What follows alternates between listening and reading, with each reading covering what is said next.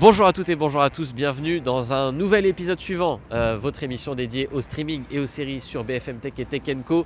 Émission un peu spéciale puisqu'on n'est pas en studio, vous le voyez derrière moi, vous ne pouvez pas le rater, le logo est très très gros. On est à Sérimania à Lille, voilà le festival. Pour nous c'est la troisième fois qu'on vient, troisième saison d'épisode suivant, troisième Sérimania. On est ravis de venir ici, le festival, il y a vraiment une ambiance géniale à Lille, c'est hyper plaisant quand on aime les séries comme nous. Il y a des projections partout, on croise des acteurs dans la ville, dans les cafés, c'est assez génial, il y a des expos, des rencontres un peu partout, des panels hyper intéressants. Et puis il y a le forum où on vient chaque année pour vous expliquer un peu le monde de demain dans les séries, puisque c'est là que se rencontrent les producteurs, les scénaristes, les diffuseurs pour pitcher, vendre, acheter des séries, les séries d'aujourd'hui, les séries de demain et même les séries d'après-demain. C'est celles dont on va parler aujourd'hui. On va parler des micro-dramas, également appelés vertical drama, voilà pour les deux appellations. Ce sont ces séries format très très court, les épisodes durent 1, 2 minutes, 3 minutes, allez grand maximum. C'est conçu pour être regardé sur téléphone.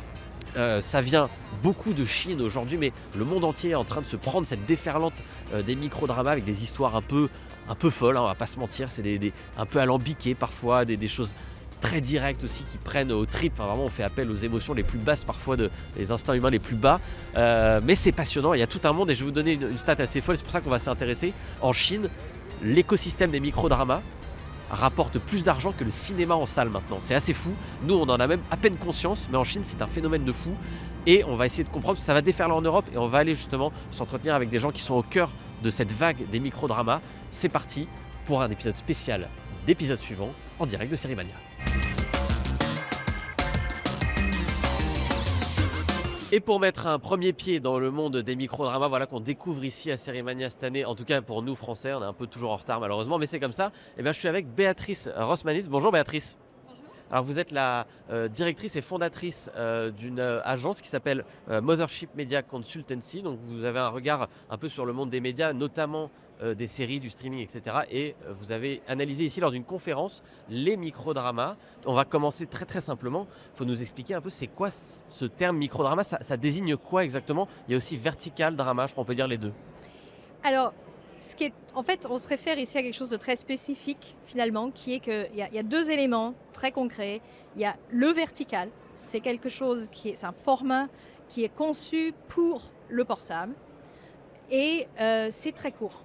Donc maximum 3 minutes, c'est déjà pratiquement long pour un micro-drama. Donc c'est pas juste du court, c'est la façon dont c'est filmé pour le portable, et on peut en parler d'ailleurs, un style qui peut être assez particulier à ce genre, et une durée très courte, qui du coup amène avec elle des contraintes éditoriales. C'est ce que j'allais dire, du coup, est-ce qu'il y a des codes d'écriture, de montage, de réalisation qui sont très spécifiques à ce genre du microdrama, à ce format du microdrama? Alors en fait, c'est de la narration entre guillemets TikTok, hein. Il faut accrocher le public en quelques secondes, ça c'est logique. Parce que c'est très court. Il faut qu'on comprenne tout de suite quelle est la situation dans laquelle on se trouve. Il faut que les hooks, que les crochets, les accroches soient suffisamment fréquentes et que ça finisse avec un cliffhanger. Ouais, il y a beaucoup de rebondissements et de suspensions de fin d'épisode. Garder le public en attente. Qu'est-ce qui va se passer?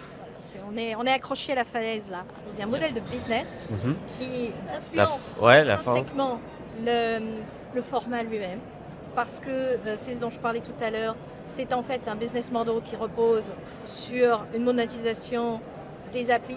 Donc vous avez quelques épisodes gratuits qui ont accroché le public, 70% féminin, qui justement est conçu pour que l'écriture s'arrête avant, vous laisse sans soif avant le mur. Et c'est là qu'on paye. Voilà. Et les résolutions et les rebondissements et ce qui va se retrouve bien sûr après. Donc ça déjà, le business model n'est pas innocent là-dedans. Ça influence déjà l'écriture et le concept. Mais la micro-durée en elle-même, de toute façon, force le scénariste dans une écriture très spécifique. Tout ce que vous avez dit, il y a un point qu'il faut aborder, c'est la géographie. Parce que c'est un phénomène, les microdramas, qui nous vient de Chine. Là-bas, alors nous on ne se rend pas compte parce qu'en Europe on est toujours un peu à la traîne sur les tendances, mais en Chine c'est un truc monstrueux. Le nombre de Chinois qui regardent ça, c'est assez fou et c'est un vrai écosystème industriel maintenant. Totalement. Alors, le terme d'écosystème industriel est justifié, je vais y venir, mais d'abord pour le volume. On parle d'un genre qui produit 1,5 à 2 millions d'épisodes par an. En gros. C'est énorme. C'est du très très gros volume, mais surtout aussi le nombre d'utilisateurs, comme vous dites. Plus de 650 millions de Chinois qui regardent régulièrement du microdrame et téléchargent. 60% des utilisateurs en fait, d'Internet sont sur le genre, donc ils aiment ça. Mais aussi à l'export, c'est-à-dire qu'aujourd'hui c'est les États-Unis, le premier marché hors Chine. Ouais. Mais il faut savoir que mondialement, 80% des applis microdrames sont d'origine chinoise. Donc D'accord. c'est vraiment ils dominent pour l'instant. Mais il y a une explosion d'applis, plus de 237 je crois en ce moment, mondialement. Ça se développe beaucoup. En Inde, c'est le seul pays où une plateforme native est devenue leader. D'accord, ok. Donc mais on n'a pas encore ça en Europe, donc l'adoption est plus lente. Il y a beaucoup d'intérêt. Est-ce que ça commence à prendre chez nous? Alors j'avais regardé justement des études de consommateurs sur les marchés clés européens qui montraient même clairement qu'il y a un fort appétit chez les consommateurs pour quelque chose qui leur permet d'échapper au quotidien, qui permet de se connecter avec quelque chose de playful, de joueur, on va chercher de se mettre dans un rôle, d'une situation, le fantasme, en fait, ainsi que la fantasy et le sci-fi, la science-fiction. Donc ça, il y a un fort appétit en gros dans les marchés mûrs européens qui sont plutôt éditorialement en général sophistiqués, qui ont certains types de narratifs. Maintenant, la monétisation, l'Europe est en retard bien sûr parce que il n'y a pas aujourd'hui d'appli native européenne qui domine. Donc ça, c'est des revenus qui nous échappent. Ça, c'est un point. Éditorialement, c'est plutôt les chaînes, voire même les chaînes publiques. J'ai par exemple cité un exemple de la chaîne flamande VRT, qui commence justement pour aussi attirer un nouveau public, produire des microdrames verticaux. En France, France Télévisions d'ailleurs a produit son tout premier qui doit sortir, je crois, cette année. Il y a des exemples en Finlande qui ont été cités, il y en aura en Allemagne. Donc le genre en lui-même est exploré, mais pas de la façon, c'est hors écosystème appli. Aujourd'hui, là où est l'argent, c'est dans les applis parce que c'est un mode très similaire aux jeux portables en fait. Puisqu'on en a à parler d'argent, les coûts de production de ces microdramas, est-ce qu'ils sont micro aussi? Ça coûte très peu cher à produire? Ils sont beaucoup moins chers pour plusieurs raisons. D'abord, en effet, la durée. Mais si on parle du modèle chinois, c'est l'optimisation de la production, en fait, du cycle de production. Donc, c'est des cycles très courts. 1 mois, 2 mois, c'est $50 000 la saison. 50 000 pour combien d'épisodes? Une saison fait entre 40 et 80, ça dépend. D'accord, donc on est à même pas $1000, enfin $1000 par épisode, quoi, entre 1000, 2000 $2000 par épisode. Il y a un tiers un peu plus premium qui va, même en Chine, là je parle toujours pour rester dans le même contexte, à vers $300 000 la saison. Mais ça reste très bas pour ce qui en fait revient à filmer une durée équivalente à un long métrage. Oui, c'est ça. Donc c'est bas. En partie, c'est permis par des innovations d'intelligence artificielle. Oui, c'est un terme qui revient beaucoup dans toutes les confs ici où on parle du microdrama. En général, le mot intelligence artificielle vient juste après. Souvent, ça veut dire que les deux sont très liés, beaucoup plus liés que le streaming traditionnel, par exemple? C'est pas forcément, mais c'est souvent. Et c'est même forcément dans le cadre de la monétisation traditionnelle du genre, c'est-à-dire par appli. Là où il faut du très fort volume, et il faut sortir beaucoup de propriété intellectuelle, beaucoup de séries, il faut alimenter tout ça. Là, on parle de flux très tendus où l'intelligence artificielle est appliquée au script pour regarder les meilleurs, optimiser les moments de tension, regarder aussi, analyser la réaction en temps réel de l'audience et faire un loop comme ça qui est extrêmement comprimé. Et ça, c'est l'intelligence artificielle qui permet ça et qui du coup optimise les coûts de production, optimise les temps de production aussi. Tout est vraiment, j'allais dire presque au dollar près dans ces petites productions. Il y a la question aussi de qu'est-ce qu'on regarde, de quoi parlent ces microdramas. Vous avez fait une étude assez intéressante que vous avez présentée dans le panel sur déjà les titres nous en Oui. apprennent beaucoup. Alors Les ça ne veut pas dire titres que c'est tous les microdramas sont comme ça, Non. mais racontez-nous un peu ce que nous Oui. disent les plus populaires d'entre eux. J'ai pris plusieurs centaines de titres de microdrames et je les ai analysés. Et en fait, ce que j'ai vu, c'est que dans les catégories top, en tout premier déjà, Ouais. quelque chose qui se réfère à une personne. Je.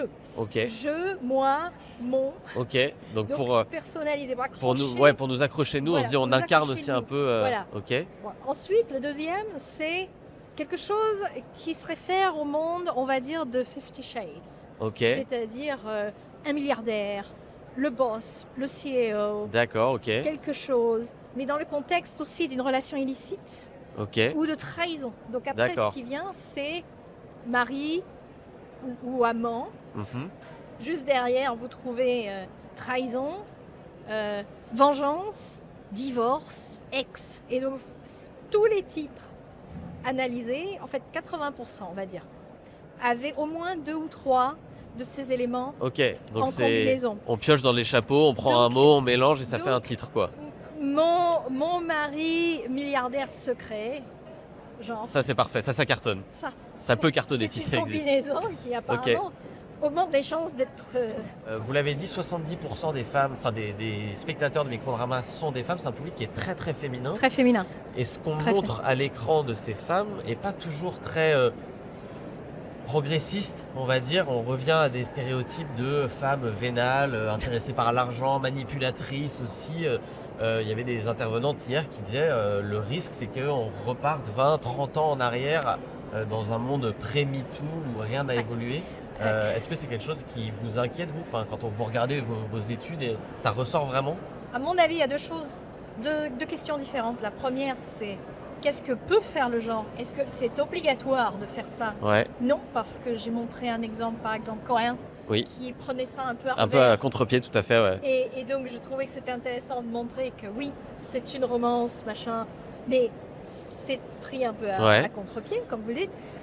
L'autre exemple montrait qu'il y a un genre où ça part plus dans le thriller et ça n'est pas obligatoirement, c'est juste le côté industriel peut amener un danger Ok. de facilité, on va dire, pour accrocher et prioriser ça. Un mot sur la taille de ce marché, pour terminer.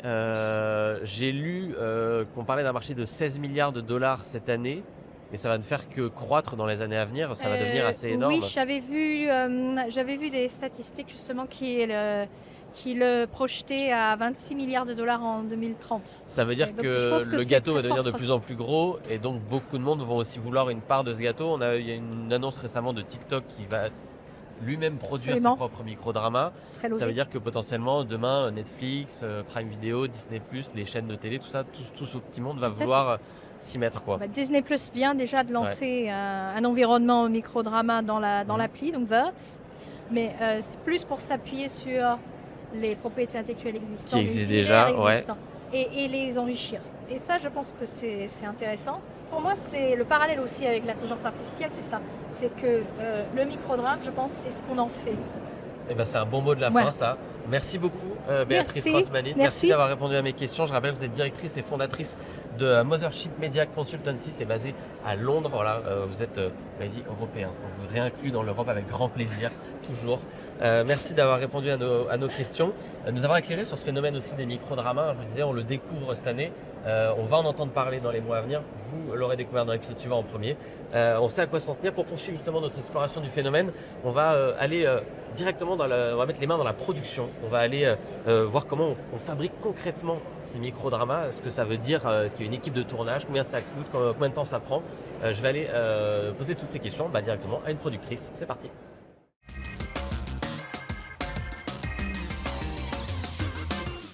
Et donc on continue notre exploration du phénomène des microdramas ici à Sérimania. Tout le monde ne parle que de ça. Et pour qu'on avance un peu plus, on a vu les grands chiffres, les grandes données, les grandes tendances. On va essayer de comprendre comment est-ce qu'on fabrique un microdrama aujourd'hui.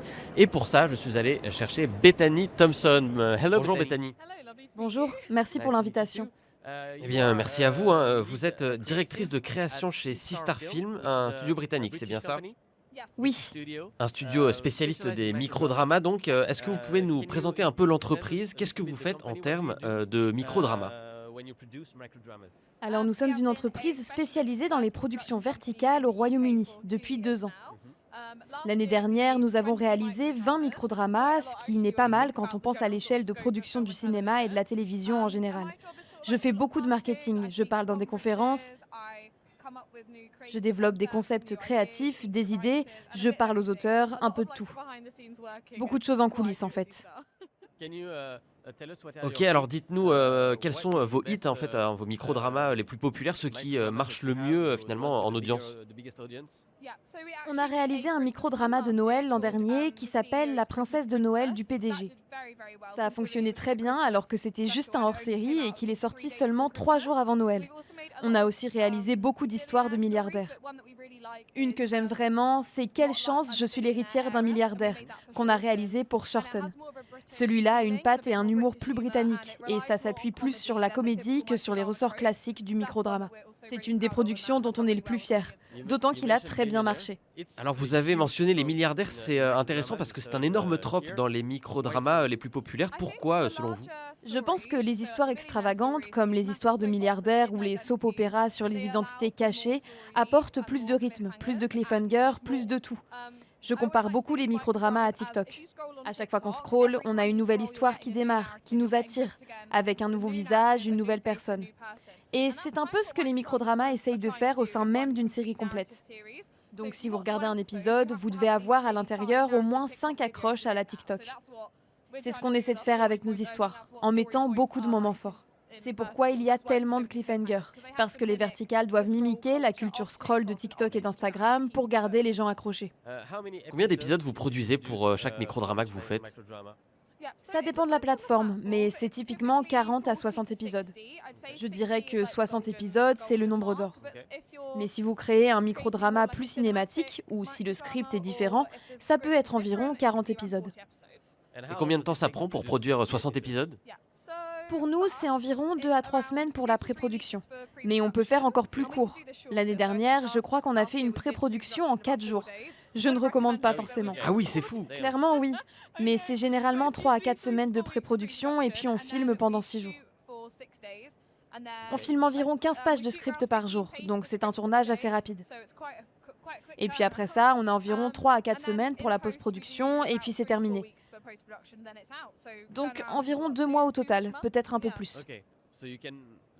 Ok, donc entre le moment où vous avez une idée et le moment où vous pouvez la lancer sur une plateforme, ça prend environ 2 à 3 mois, c'est ça? Donc c'est très très court en fait. Oui, très court. Alors quand on pense au tournage d'une série ou d'un film, on pense à des grands décors, des studios, à Londres par exemple, hein, vous connaissez bien. Il y a des équipes techniques partout, des lumières, des caméras, des ingénieurs du son, etc. Est-ce que c'est pareil pour un microdrama, même si ce sont de plus petites productions?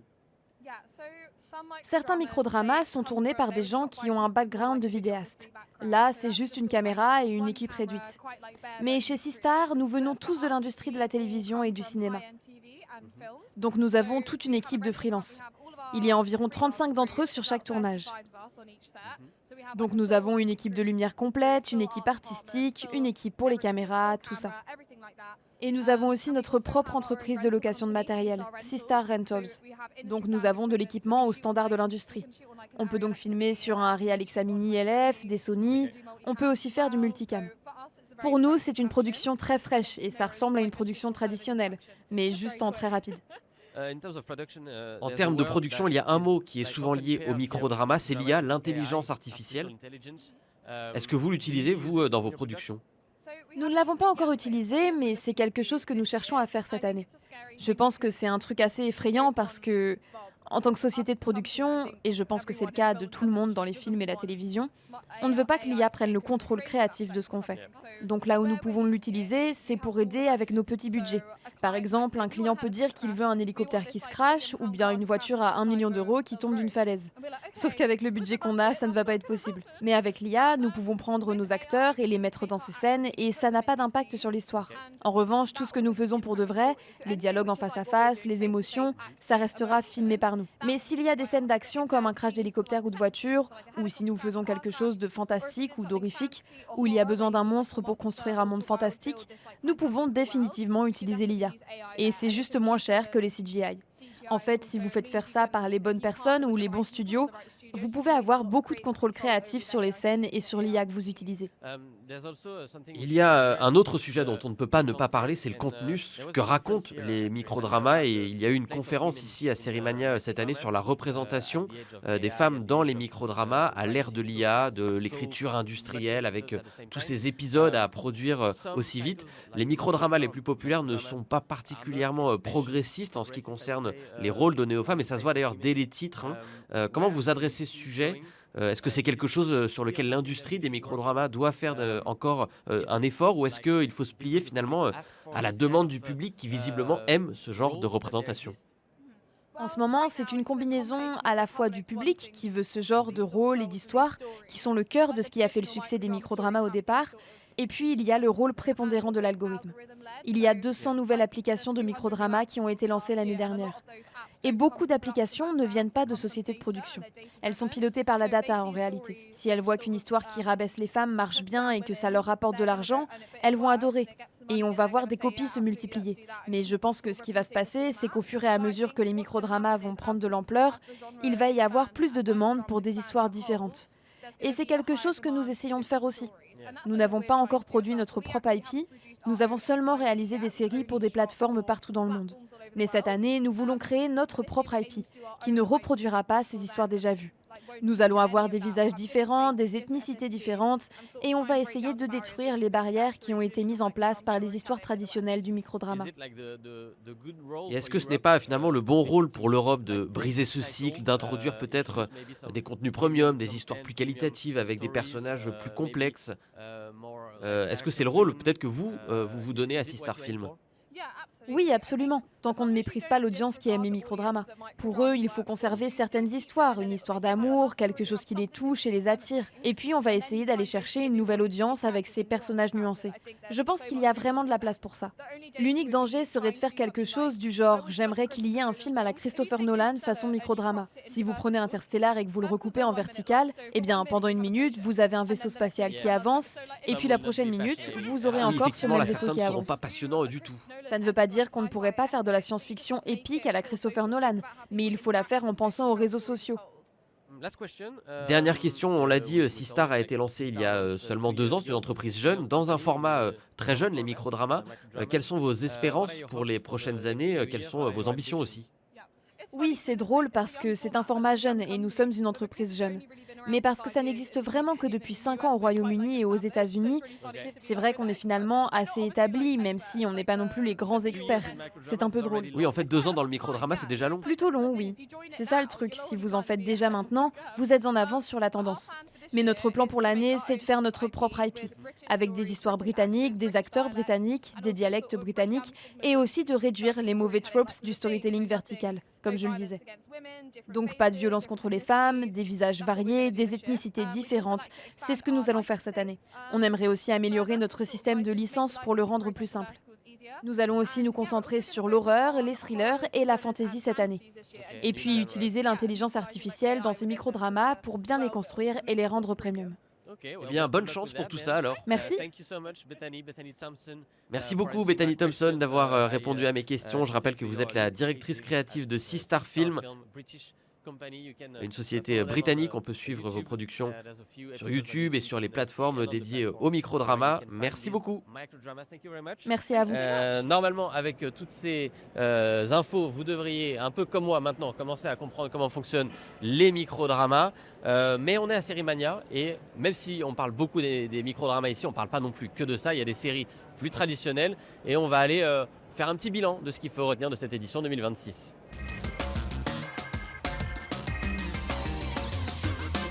Que retenir donc de ce Sérimania 2026? Je le disais, au-delà des microdramas qui passionnent tout le monde ici au Forum, il y a tout un festival qui se déroule dans le centre de la ville avec des projections, des avant-premières, des interviews avec les casts, etc.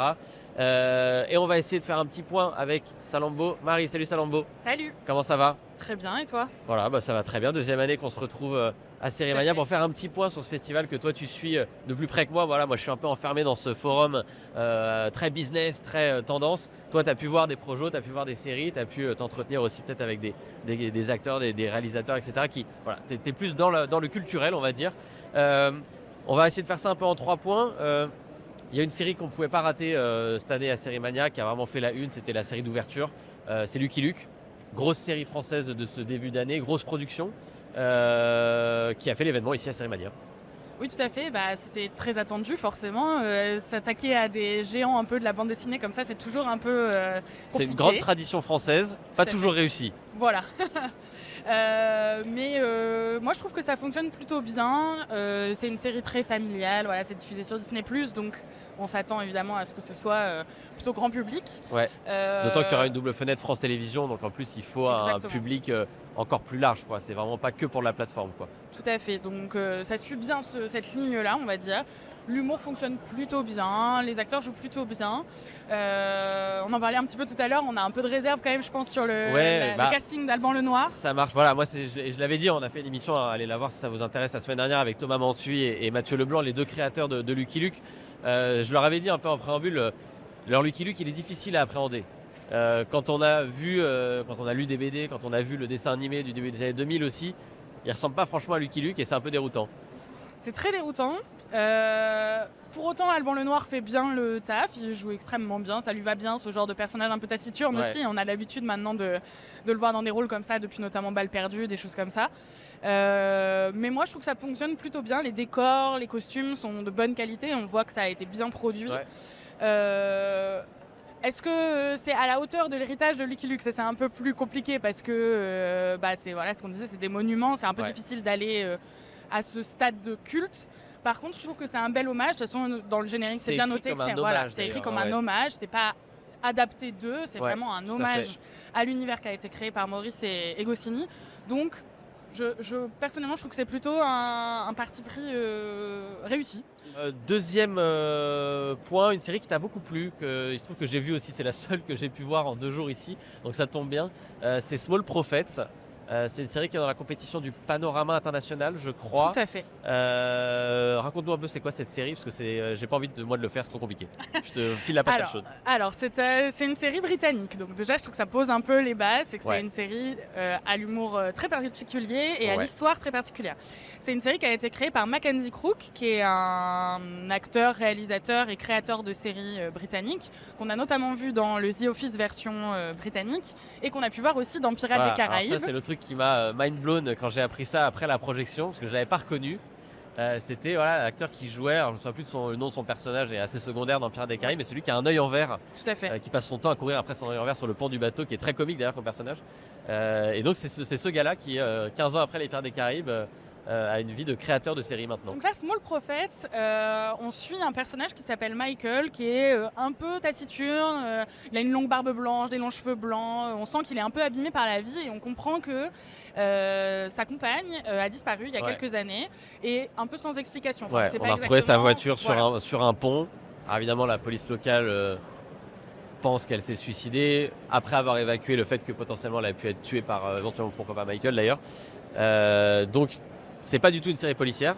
Non. On s'engage pas dans cette piste-là, ça aurait pu, mais c'est pas du tout le cas. Non, c'est pas du tout une série policière. C'est une série avec une pointe de fantastique. Je pense que j'ai pas trop envie d'en dire sur le petit twist fantastique pour que les gens puissent découvrir. Mais il y a un peu, il va se lancer dans une quête un peu fantastique, on va dire, pour essayer de retrouver sa compagne. Donc il y a un côté un peu loufoque parce qu'il faut adhérer quand même à cette idée de débarque qui est un peu bizarre. Mais qui fonctionne très bien. Mackenzie Crook, pendant le Q&A avec le public, a notamment cité des influences comme Michel Gondry, David Lynch. c'est des choses qui sont très singulières. Exactement. De l'ordre de la rêverie. Et en même temps, il y a quelque chose de très terre-à-terre dans cette série. C'est une série qui est extrêmement drôle. Lui, il travaille dans un magasin de bricolage, tout ce qu'il y a de plus lambda. Et du coup, ça donne lieu à des situations complètement très absurdes. Drôle, Et donc c'est une série très drôle et très humaine en même temps. Les personnages sont très tendres. On s'attache immédiatement à ce personnage qui est pourtant pas très sympathique au premier abord parce qu'il est très dans l'autodérision tout le temps. Et en même temps, c'est pas un personnage détestable non plus. Enfin, on a eu beaucoup d'anti-héros, notamment en comédie quand même ces dernières années. C'est pas ça. Non. On est plutôt sur un personnage qui a des raisons d'être un peu renfrogné, on va dire. Et moi je trouve ça très beau en fait. J'ai trouvé que à la fois l'humour marchait très bien et à la fois il y a une humanité qui se dégage de cette série que je trouve particulièrement touchante. Ce qu'on peut lui souhaiter, c'est qu'elle soit achetée. Parce que donc elle a été diffusée sur la BBC il y a quelques semaines, je crois.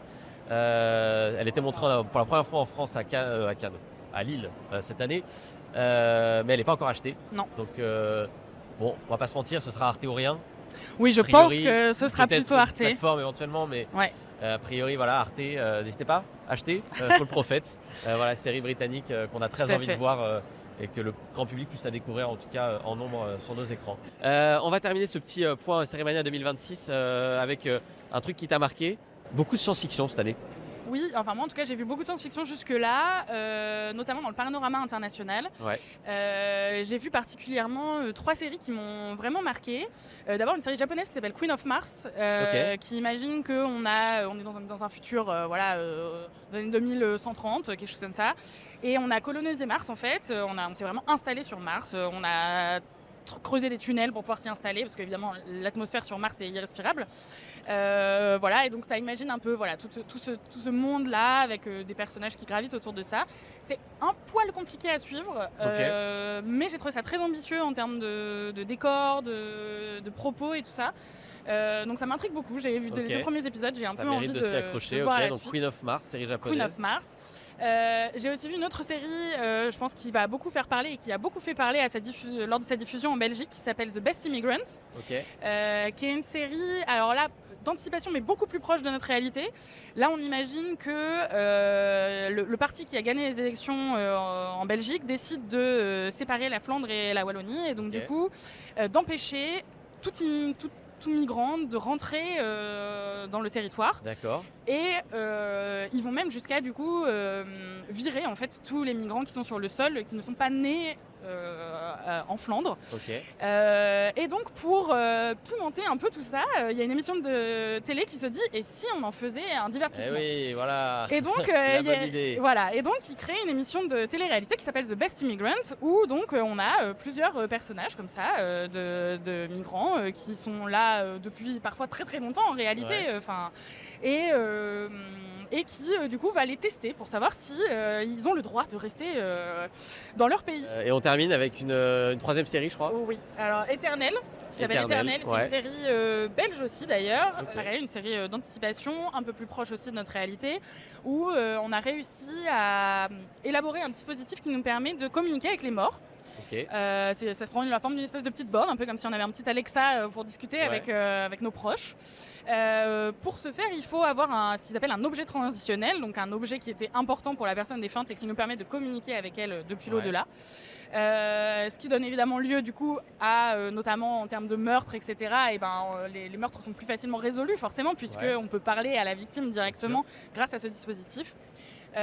Et donc on va suivre un flic dont la femme est décédée il y a plusieurs années et dont il n'a pas réussi à trouver l'objet transitionnel. D'accord. Et puis évidemment on va toujours plus loin dans le glauque puisque vous verrez au fil des épisodes, il y a des personnages aussi qui s'en emparent pour vendre des objets très chers. Les antiquaires évidemment deviennent plein aux as puisque ils peuvent revendre des objets transitionnels, etc. Donc vraiment c'est une série très sympa, à l'esthétique très particulière, qui m'a un peu fait penser à celle des Revenants par exemple, qu'on avait vu il y a 10-15 ans. Non, mais ça a l'air franchement bien. Éternel, tu dis que ça s'appelle. Éternel, ça s'appelle. Très bien. Pour l'instant, pas de diffusion en France, mais espérons. Peut-être bientôt, on va espérer. En tout cas, ça nous fait déjà un bon aperçu de ce qu'il y avait à voir à Série Mania cette année. Encore une édition assez riche. Merci Salambo du coup de nous avoir donné ce petit aperçu. Je rappelle que tu es journaliste indépendante, spécialiste des séries. Donc on peut te retrouver chaque année à Série Mania. C'est toujours un plaisir pour moi de t'avoir. Merci de nous avoir suivis dans cette émission. On a beaucoup parlé des micro-dramas. J'espère que vous aurez aimé découvrir comme moi ce format un peu fou qui déboussole un peu toute l'industrie aujourd'hui. Est-ce que ça va remplacer les séries dont on vient de parler aujourd'hui ? Peut-être, peut-être pas. Pour l'instant, les acteurs évidemment sont très rassurants. On verra à l'avenir, on verra l'année prochaine. L'année dernière, on avait fait l'IA. Tout le monde s'inquiétait. Aujourd'hui, l'IA, c'est plutôt comment on s'en sert. Aujourd'hui, tout le monde s'inquiète des micro-dramas. On verra l'année prochaine à Série Mania. Est-ce que tout le monde fait du micro-drama d'une façon ou d'une autre ? Ce sera la réponse qu'on aura dans un an. D'ici là, on va se quitter puisque c'est la fin de cette émission. Merci de nous avoir suivis. N'hésitez pas si vous voulez la revoir en replay sur le site de BFM Tech, sur YouTube évidemment, en podcast si vous préférez l'écouter pendant que vous faites votre petit running du matin. C'est une possibilité bien sûr. Et puis on va pas tout à fait quitter Lille puisqu'on a une deuxième émission à vous proposer pour la semaine prochaine. Voilà, donc la semaine prochaine, épisode suivant, toujours à Lille, toujours à Sérimania. On va aller dans un autre pays, on va faire un focus sur un pays qui marche très très fort en série en ce moment, c'est le Québec. Voilà, petit teasing pour la semaine prochaine. Donc à la semaine prochaine pour l'épisode suivant.